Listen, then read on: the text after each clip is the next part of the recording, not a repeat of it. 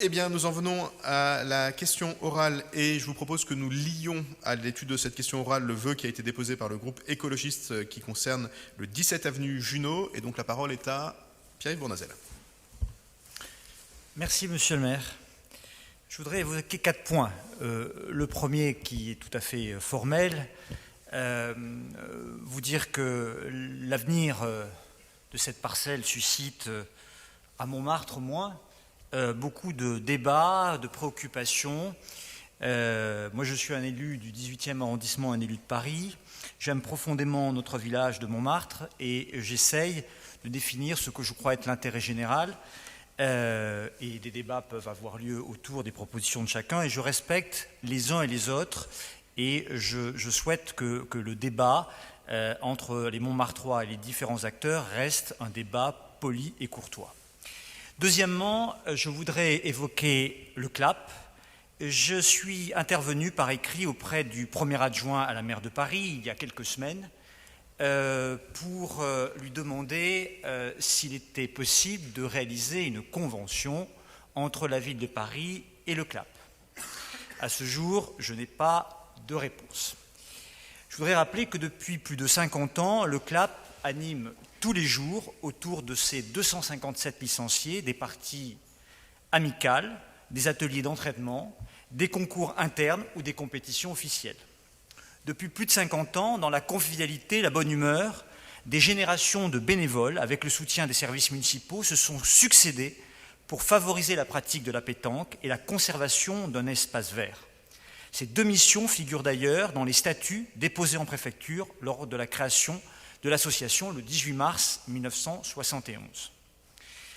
Je voudrais dire qu'il est absolument important de rappeler qu'un club comme le CLAP participe non seulement, je viens de le dire, à la convivialité, mais aussi au lien social, à la solidarité, à la protection environnementale, à l'engagement en faveur du dynamisme, de la vitalité et de la diversité de notre village Montmartre.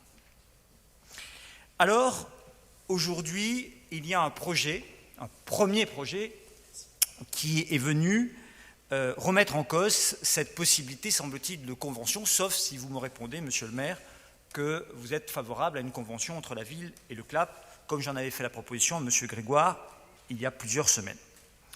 Il y a un projet qui vient d'arriver. Plusieurs questions. Les questions d'abord sur la position de la mairie du 18e et de la ville de Paris devant les élus que nous sommes et donc devant les citoyennes et les citoyens. Quelles sont les attentes de la mairie du 18e et de la ville de Paris quant à ces projets ? Quelle est votre vision ? Quelle est votre stratégie ? Que peut-il être accepté ou non dans ce lieu ? Pouvez-vous rappeler à notre Assemblée les procédures, le calendrier, afin que chacun ait bien connaissance des différentes actions possibles ou non ? Car si un premier projet est déposé, peut-être y en aura-t-il d'autres, probablement même. Probablement déjà celui du CLAP, peut-être d'autres.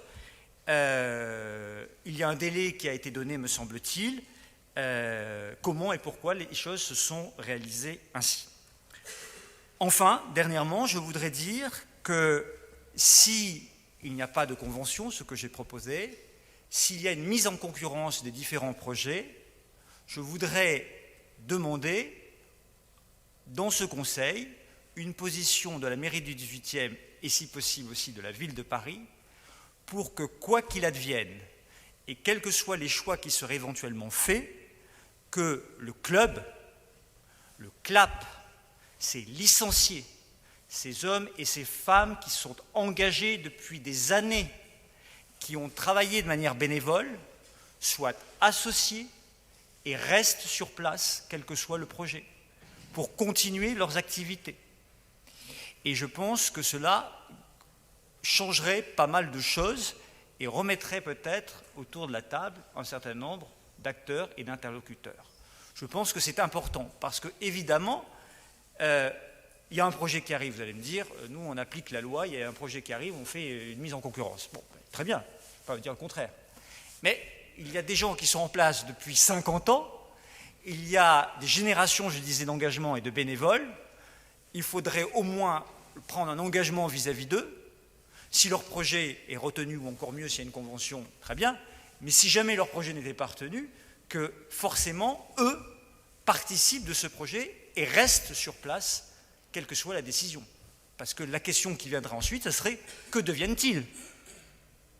Que deviennent-ils ? Que font-ils ? Que fait-on, évidemment, de leur engagement, de leur travail depuis de nombreuses années ? Et donc, comme ce débat a lieu un peu partout dans Montmartre, sur des réseaux sociaux, moi je préfère en démocratie qu'il ait lieu ici, au conseil d'arrondissement, et que nous connaissions clairement les attentes d'intérêt général de la mairie du 18e et de la ville de Paris sur l'avenir de cette parcelle de l'avenue Junot, ce maquis de Montmartre, dans le respect des positions des uns et des autres. Merci Jean-Philippe Davio pour répondre, mais je vous propose que nous commencions par laisser la parole à Mams Siafa qui pourra présenter le vœu, comme ça Jean-Philippe répond à tout en même temps. Mams. Merci Monsieur le maire. Le jeu de boules aurait été créé en Gaule. Les boules ont d'abord été en argile, en pierre, puis en bois, et enfin en acier. Mais après les bouleurs du Moyen-Âge, l'âge d'or des boules, tout genre, fait certainement la Renaissance où la noblesse s'empare du jeu, au même titre que le bilboquet et le jeu de paume qui deviendra le tennis. Pour des raisons obscures, le jeu interdit au peuple en 1629, interdiction peu suivie et rapidement levée au XVIIIe siècle, le jeu reste très populaire, au point que l'encyclopédie de Diderot et d'Alembert en fait mention. La Révolution française, en abolissant les privilèges de la noblesse, légalisa à nouveau la pratique de jeu pour tous.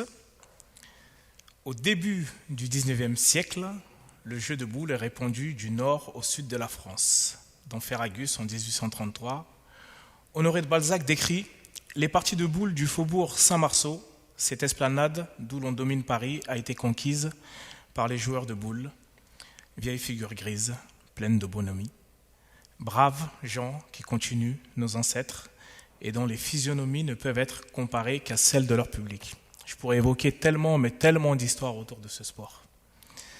La pétanque est un jeu de boules dérivé du jeu provincial. C'est le 11e sport en France, par le nombre de licenciés. 298 151 recensés en fin 2016. Il existe de nombreuses fédérations nationales affiliées à la Fédération internationale. Fin 2017, on compte près de 600 000 licenciés répartis dans 100 pays, du Maroc au Vietnam. À ces chiffres, il convient de rajouter les pratiquants occasionnels, en vacances notamment, c'est-à-dire plusieurs millions d'amateurs. C'est un sport principalement masculin, moins de 15% des licenciés sont des femmes en France, le jeu attire moins les femmes. Là-dessus, il y a des efforts à faire, et nous allons en faire. Néanmoins, c'est l'un des rares sports où des compétitions mixtes sont organisées. En France, nous avons 313 985 licenciés, en Thaïlande 40 000, en Espagne 29 000, etc., etc. Lorsque l'on connaît l'histoire de Montmartre, notamment le fait d'arriver prochainement dans le patrimoine de l'UNESCO, mes chers collègues, la pétanque chère à Marcel Pagnol devrait également avoir sa place dans le patrimoine mondial, ô combien convivial à travers un jambon beurre, une merguez, un petit verre, je ne précise pas de quoi, mais je dirais un verre d'eau. Pour toutes ces raisons, je vous invite à voter ce vœu que je vais vous lire.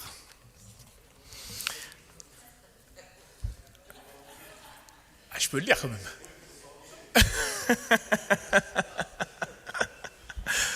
Vœu déposé par le groupe écologiste et citoyen relatif à l'avenir de l'espace vert du 17 avenue Junot. Alors, pour ne pas le lire en entier, je vais juste parler sur l'initiative du groupe écologiste et citoyen. Le conseil d'arrondissement du 18e arrondissement émet le vœu que la parcelle située au 17 avenue Junot reste un espace vert protégé, soit ouverte plus largement aux habitants et aux habitantes du 18e arrondissement, via les activités envisagées dans le cadre de l'AMI, permettent des activités non lucratives et sportives, tenant compte de l'histoire du lieu, dont certaines plages horaires seraient réservées à un public non licencié. Soit tant que possible partagées entre plusieurs associations, que les seules activités commerciales autorisées soient à but non lucratif pour contribuer à l'autofinancement du lieu, la gestion du site et l'accueil des sportifs, sportives, et que les activités soient encadrées et fassent l'objet d'un dialogue avec les riverains tout en permettant l'inclusion de toutes et de tous. Je vous remercie. Merci. Jean-Philippe Davio. Alors, merci de cette question, cher Pierre-Yves Bournazel, et puis de ce vœu à mes collègues du groupe écologiste, parce que ça nous donne l'occasion de revenir sur ce débat qui effectivement s'est déployé à Montmartre, de façon comme souvent à Montmartre, voilà, très riche, très intense.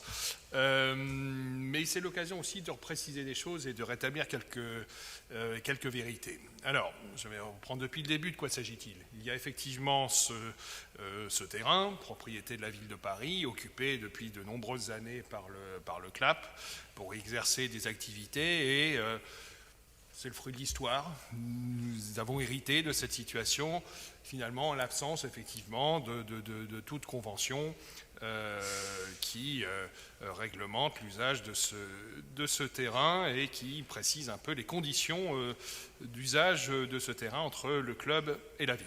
C'est la situation. Alors, la ville de Paris a reçu une proposition que tout le monde connaît, où tout le monde a entendu parler, qui était beaucoup commentée, discutée, d'activités sur ce terrain. Alors, j'entends que cette proposition déclenche une procédure de mise en concurrence. Pour être tout à fait précis, et je réponds déjà à un premier point soulevé par Pierre-Yves Bournazel, en réalité, la mise en concurrence n'est pas déclenchée par cette proposition. Quoi qu'il arrive, qu'il y ait eu cette proposition ou pas, il aurait fallu, et c'est ce qui était dans les tuyaux, si je puis me permettre cette expression, il aurait fallu faire un appel à candidature et mise en concurrence, tout simplement parce que aujourd'hui, le domaine public ne peut être concédé sans mise en concurrence. C'est la loi.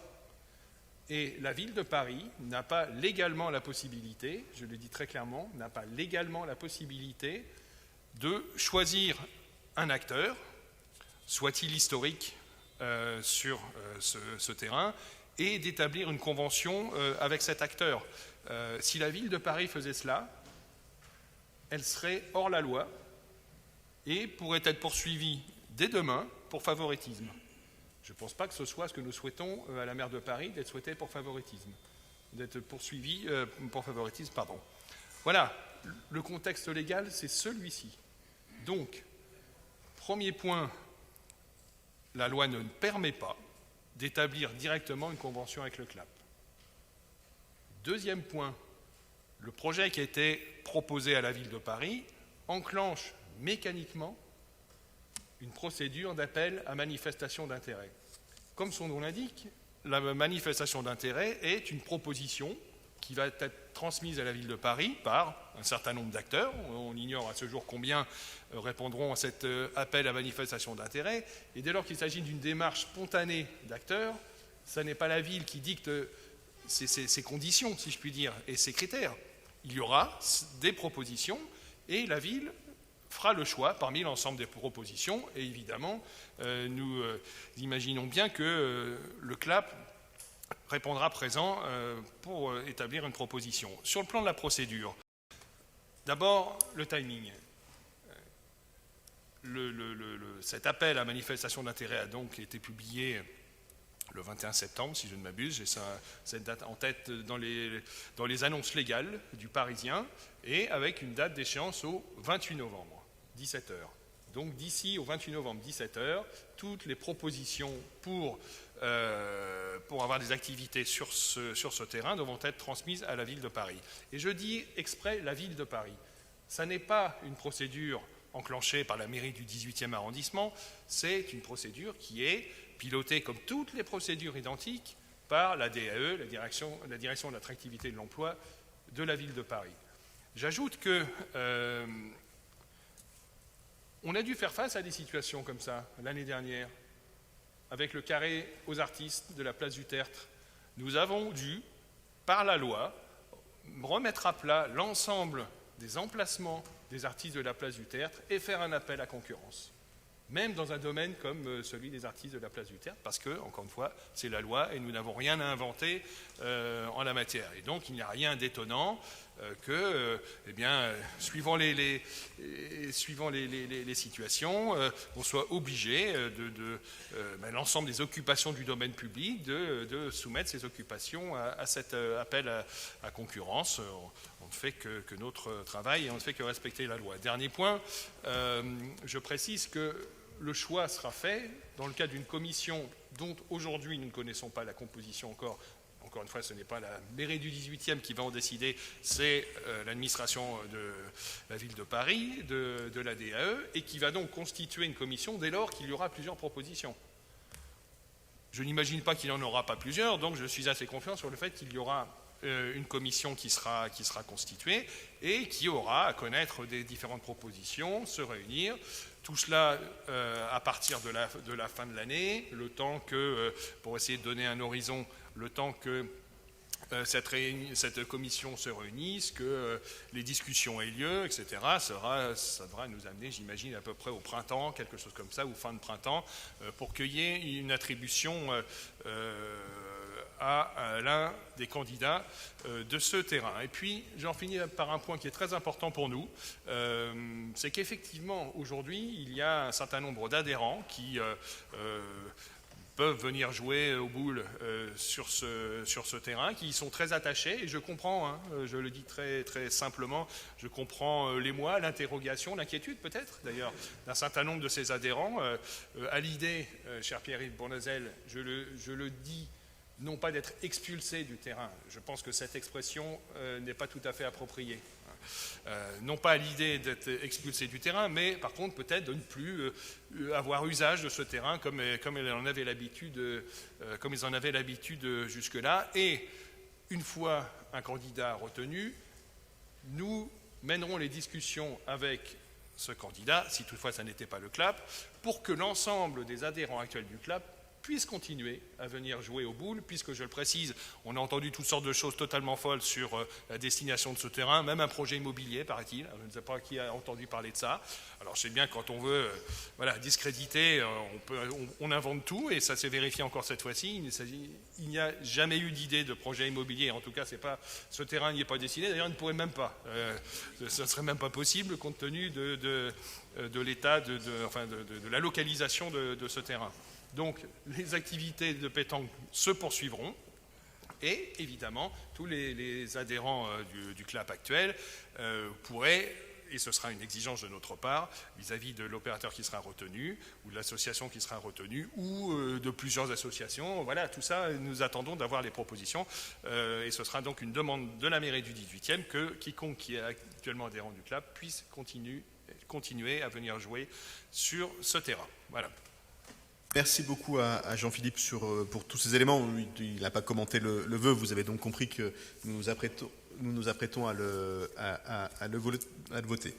Je ne vais pas reprendre tout ce que Jean-Philippe a très bien dit. Il y avait une situation de fait. Ce terrain qui avait été acheté par la ville de Paris pour s'opposer à une situation, à un projet de parking à l'époque, dans les années 50 ou 60, a depuis très longtemps été sans aucune convention d'aucune sorte mise à la disposition d'une structure.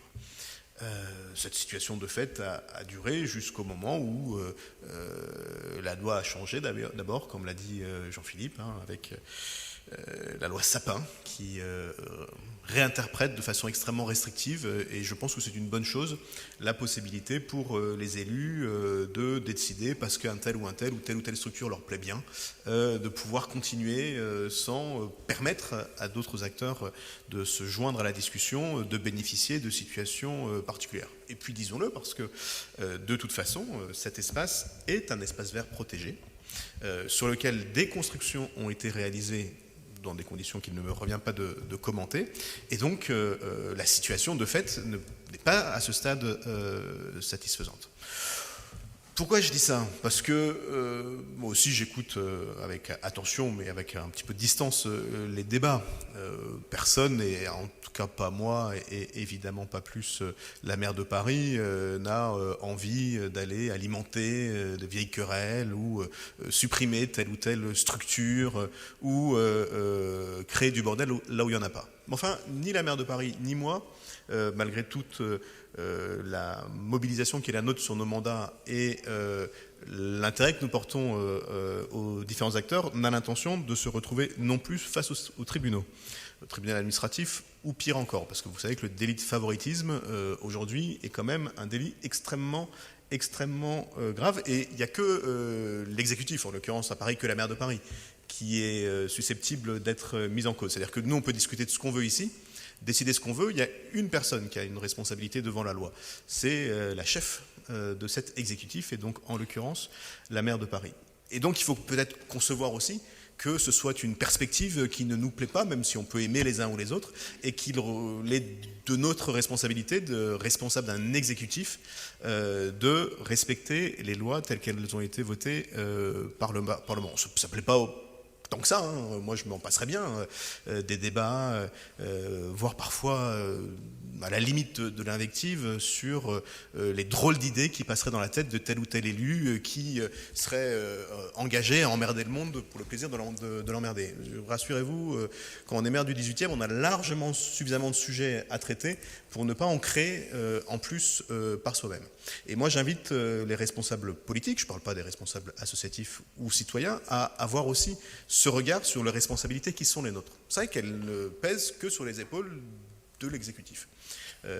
Ni de l'opposition bien sûr, ni des autres acteurs du champ politique. Enfin moi j'ai pas du tout l'intention, je vous le dis, et ça s'est vu à d'autres moments de la vie du 18e, tu parlais des carrés aux artistes, on peut parler de tous les marchés qu'on passe, j'ai pas du tout l'intention de prendre un quelconque risque que ce soit, de me retrouver face à un tribunal, et c'est vrai aussi dans d'autres structures, sur le plan culturel, voilà, il y a un moment, il faut aussi admettre qu'avec toute l'amitié qu'on peut avoir pour les uns ou pour les autres, toute l'envie qu'on peut avoir de soutenir les uns ou les autres, on a aussi une responsabilité devant l'intérêt général, acté par les élus, et devant le juge. Et ça compte un tout petit peu aussi. Et donc moi, dans ce moment-là, je n'ai pas l'intention d'exprimer quoi que ce soit qui risquerait de mettre en cause la légalité de la CODP qui sera à la fin du processus signée avec un ou des acteurs. Et donc j'ai pas du tout l'intention d'indiquer de façon discriminante tel ou tel critère que certains auraient connu, que d'autres n'auraient pas connu, qui permettrait d'orienter telle ou telle réponse à un appel. Il n'y a pas eu d'appel. Il y a eu un projet qui a été déposé. Il y a un terrain, le 17 avenue Junot, qui aujourd'hui est occupé par une structure qui n'a pas, et elle n'y est pour rien, c'est pas un défaut, c'est un état de fait de convention avec la ville, et un acteur, en l'occurrence, plusieurs acteurs qui ont proposé un projet. Ils n'ont pas discuté avec moi, simplement, il y a une procédure qui s'est mise en route. Et moi, je pense à la fin de la procédure, à la fin de l'année, je pense aussi aux années qui vont suivre. Et dans les années qui vont suivre, au risque juridique que je contribuerai à faire peser sur les épaules, en plus c'est même pas les miennes en l'occurrence, mais c'est celles de l'administration d'une part et de la responsable de l'exécutif parisien. Donc, je pense qu'il n'est pas raisonnable d'imaginer aller plus loin dans cette discussion que les éléments qui sont repris dans le vœu qui a été déposé par le groupe écolo et amendé notamment par Jean-Philippe Davio et par d'autres.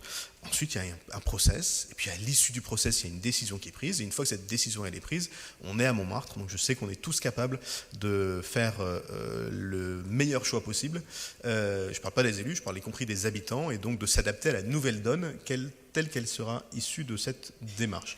Et je veux le redire, mais Jean-Philippe l'a dit, mais je veux le redire, c'est pas un plaisir ou un choix, honnêtement, entre les difficultés qu'on peut avoir dans un certain nombre de quartiers, les campements qui reviennent, les mineurs isolés qui réapparaissent aussi dans les 18e, croyez-moi, je me passerai des polémiques alimentées par les uns ou par les autres. J'ai décidé d'être candidat pour être maire du 18e, je le suis, donc j'assume l'ensemble des compétences et des responsabilités qui sont les miennes, et donc notre objectif, c'est que cet espace soit un espace vert protégé. C'est-à-dire qu'on ne puisse pas y construire n'importe quoi parce qu'on a telle ou telle activité à y réaliser. Je pense qu'il serait utile que ce lieu soit le plus ouvert possible aux habitants, qu'on puisse y entrer. Même les élus doivent pouvoir y pénétrer. Que le caractère lucratif des activités qui sont réalisées soit le plus limité possible. Il y aura une convention, donc il y aura un coût. Donc il faut bien sûr que ce coût puisse être pris en compte. Mais vous voyez les limites que nous imaginons. Alors on verra sous quelle forme ça se prend, sous la possibilité d'avoir des activités à but... que des activités commerciales qui devront avoir lieu puissent être au maximum sans but trop lucratif et en tout cas encadré et en tout cas dans un dialogue avec les riverains qui permettent l'inclusion de toutes et tous. Voilà un peu l'état d'esprit qui est le nôtre. Ensuite, on verra bien ce que ça donnera. Et moi, ce que je sais, c'est qu'à Montmartre, on finit toujours par boire un coup ensemble et je ne doute pas que les uns et les autres iront de toute façon boire un coup ensemble. Mais moi, j'aimerais autant éviter de le faire avec un juge. Daniel Prémel. Oui, je voulais rajouter à ce que vous venez de dire, Monsieur le maire, la place des femmes aussi dans ce lieu qui me semble très importante et la place des jeunes. Vous savez qu'à Montmartre, nous avons peu de lieux pour les jeunes et je crois que pouvoir être attentif à ce que ce lieu soit aussi une place pour les jeunes nous paraît important et c'est une des raisons pour lesquelles nous voterons ce vœu. Je rappelle aussi, parce que je suis sur la mémoire, que s'il pouvait avoir un petit brin de mémoire en souvenir de ce lieu qui a été un lieu avec beaucoup d'histoire, ça serait pas mal. Je vous remercie. Merci. Je rappelle que les jeunes, c'est un peu comme la classe moyenne, on a toujours un peu de mal à définir qui en fait partie et qui n'en fait plus partie, mais ça dure assez longtemps, en tout cas. Est-ce que... Oui, alors, Rudolf Granier, puis Pierre-Yves Bournazel. En explication de vote, Monsieur le maire, sur le vœu déposé par le groupe écologiste et citoyen. Une fois n'est pas coutume, je souhaiterais remercier Jean-Philippe Davieux d'avoir reprécisé quelques points de droit et je suis assez surpris de la manipulation à laquelle nous avons assisté, avec notamment beaucoup de contradictions sur l'issue de la procédure, sur le déroulé, de la part d'élus de cette Assemblée. Il nous faut considérer cette procédure comme étant potentiellement avantageuse. D'une part parce qu'elle existe, et donc le droit serait de retour. Et ensuite, à l'issue d'un appel à candidature, on sait que ça peut faire l'objet de négociations, que des discussions peuvent être ouvertes, et que donc beaucoup de choses sont possibles au cours de la procédure pour laquelle on se félicite. Pour ce qui relève du vœu précisément déposé, les propositions listées, les 5 propositions listées ne peuvent pas toutes recueillir notre avis, parce que déjà, cela reste un espace vert protégé, c'est déjà le cas, on ne pourra pas faire grand-chose de construction, si j'ai bien compris, donc ça n'a pas lieu d'être. Pour ce qui est de l'ouverture, c'est un site qui est dédié à la pétanque, donc il suffit de s'intéresser à la pétanque pour aller prendre une licence, parce qu'il y a un problème d'assurance. Tout le monde a... Qui n'a pas pris une boule sur son pied avec beaucoup de verre d'eau, comme dirait Mme Siafa, et qu'ensuite des activités qui s'y déroulent permettent de dégager de l'argent pour des investissements, que ce soit une association plutôt une association d'ailleurs, mais qui exerce une activité économique équilibrée pour éviter d'avoir à demander des subventions. Je pense que vous ne seriez pas heureux autour de cette salle, avec les annonces budgétaires d'aujourd'hui, qu'une subvention soit encore délivrée parmi toutes celles que nous délivrons dans ce conseil d'arrondissement. Une abstention donc pour le vœu. Je vous remercie. Merci. Pierre-Yves Bournazel. Merci beaucoup, Monsieur le maire. Je partage 3 points avec vous. La loi, rien que la loi est toute la loi. L'espace protégé vert, mais c'est figé dans le marbre. Et boire un coup ensemble, il n'y a pas de problème. Simplement, je voudrais des éclaircissements sur 3 points qui me semblent encore essentiels, parce que je n'ai pas toutes les réponses. D'abord, pourquoi il n'y a pas eu de convention avant 2016 ? Vous étiez aux responsabilités, il n'y a pas eu de convention. Ce qui fragilise ceux qui sont en place depuis 50 ans. Deuxièmement, quels sont les critères de la commission ? Vous dites, il y a une commission. Moi, je suis pour qu'il y ait une commission, évidemment, s'il y a concurrence des projets. Mais c'est quoi les critères de la commission ? Sur le plan financier, sur le plan social, sur le plan écologique. Vous demandez à des gens de faire des projets, mais on ne sait pas comment la commission, sur quels critères elle va les définir. C'est quand même important. Je trouve que c'est important qu'on connaisse les règles du jeu avant de déposer un dossier. tout cas, moi j'aime bien travailler dans ces circonstances-là. Et enfin, troisièmement, quelle est la constitution de la commission? Vous nous dites, mais cette commission n'existe pas aujourd'hui. Donc des gens sont en train de construire un projet, très bien, mais les gens qui vont juger, qui seront-ils? Des élus? Des fonctionnaires? Des habitants tirés au sort? Comment ça se passe? Donc c'est simplement ça, moi j'ai besoin de savoir, c'est tous les élus, c'est-à-dire que tous les habitants ont le droit de savoir sur un sujet de décision d'intérêt général, quels sont les critères de cette commission, comment va-t-elle travailler et comment elle va être composée. Je pense que c'est normal de le savoir, c'est de la transparence et c'est un choix démocratique important. Et après, la loi, rien que la loi, toute la loi, la commission, on connaîtra les gens qui sont dans cette commission, on connaîtra les critères de cette commission, les projets seront présentés, et je retiens un point positif de ce qui a été dit, c'est que, je l'ai suggéré tout à l'heure, ça a été repris, évidemment, c'est un point important, dans la conciliation, il y aura de toute façon un maintien du club pour pouvoir continuer son activité sportive. Mais de manière générale, sur le choix du projet, comment ça se passe? Voilà.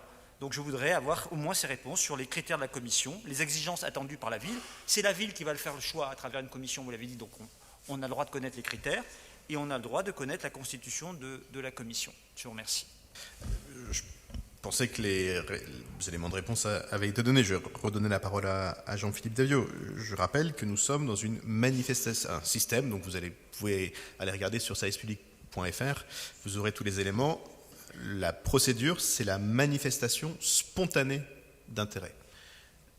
Manifestation spontanée d'intérêt, que chacun peut s'informer de comment ça fonctionne, ce qui a pour conséquence première que tant qu'il n'y a qu'un seul projet, il n'y a pas de commission du tout. Pour qu'il y ait une commission, il faut qu'il y ait 2 projets. Ça paraît quand même être la base du système. S'il n'y a rien à choisir, il n'y a rien à choisir. Donc pour qu'il y ait une commission, il faut qu'il y ait 2 projets. Donc effectivement, à ce stade, cette commission n'existe pas puisqu'elle n'a pas le lieu d'être. S'il y a plusieurs projets, elle existera dans le respect des règles qui fonctionnent. Alors, ce n'est pas de la commande publique du tout, mais pour la gestion de tous ces projets. Pourquoi il n'y a pas eu de convention signée avant ?